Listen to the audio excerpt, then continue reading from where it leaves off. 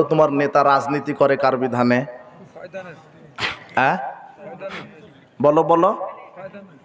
হ্যাঁ মানে তোমার নেতা শুধু মনে করেছে, মানে মানুষ মুসলমান শুধু মনে করেছে সালাত সিয়াম শুধু ইসলাম।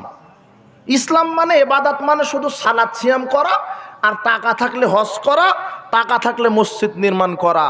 কিন্তু ব্যবসা আমার মতো করে করব, অর্থনীতি আমার মতো করে চালাবো, সমাজনীতি আমার মতো করে চালাবো, শিক্ষানীতি আমার মতো করে চালাবো, রাজনীতি আমার মতো করে চালাবো।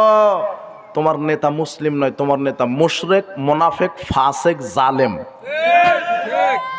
তোমার নেতা ধর্ম বুঝেনি, তোমার নেতাকে আবার পড়াশোনা করতে হবে। তোমার নেতাকে এখন ধর্ম শিখায়। আসো দেখো, সালাত আদায় করতে হবে কার বিধানে? আল্লাহর। তো যেই আল্লাহ সালাতের বিধান দিল, ওই আল্লাহ রাজনীতির বিধান কি দেননি?